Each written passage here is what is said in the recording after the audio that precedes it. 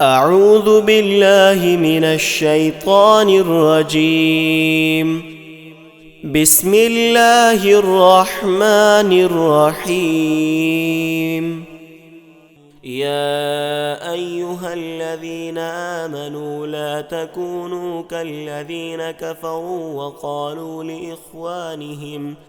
وقالوا لإخوانهم إذا ضربوا في الأرض أو كانوا غزا لو كانوا عندنا ما ماتوا وما قتلوا ليجعل الله ذلك حسرة في قلوبهم، والله يحيي ويميت، والله بما تعملون بصير. ولئن قتلتم في سبيل الله أو متم لمغفرة من الله ورحمة خير مما يجمعون. ولئن متم أو قتلتم لإلى الله تحشرون. فبما رحمة من الله لنت لهم، ولو كنت فظا غليظ القلب لانفضوا من حولك، فاعف عنهم واستغفر لهم وشاورهم في الأمر، فإذا عزمت فتوكل على الله، إن الله يحب المتوكلين. إن ينصركم الله فلا غالب لكم، وإن يخذلكم فمن ذا الذي ينصركم من بعده، وعلى الله فليتوكل المؤمنون. وما كان لنبي أن يغل، ومن يغل يأت بما غل يوم القيامة، ثم توفى كل نفس ما كسبت وهم لا يظلمون. أفمن اتبع رضوان الله كمن باء بسخط من الله ومأواه جهنم وبئس المصير.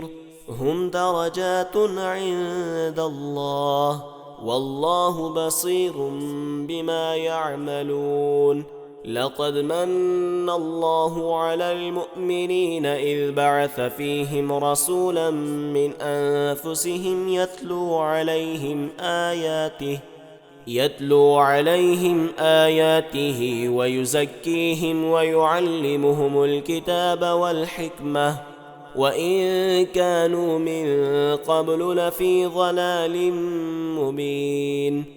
أولما أصابتكم مصيبة قد أصبتم مثليها قلتم أنى هذا، قل هو من عند أنفسكم، إن الله على كل شيء قدير.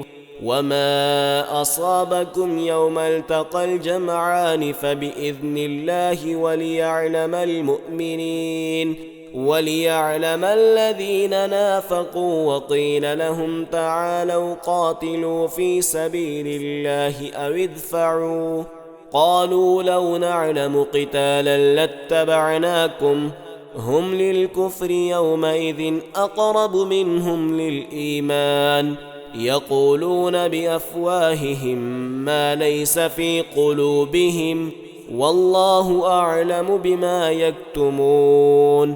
الذين قالوا لإخوانهم وقعدوا لو أطاعونا ما قتلوا، قل فادرءوا عن أنفسكم الموت إن كنتم صادقين. ولا تحسبن الذين قتلوا في سبيل الله أمواتا، بل أحياء عند ربهم يرزقون، فرحين بما آتاهم الله من فضله ويستبشرون بالذين لم يلحقوا بهم من خلفهم ألا خوف عليهم ولا هم يحزنون. يستبشرون بنعمة من الله وفضل وأن الله لا يضيع أجر المؤمنين.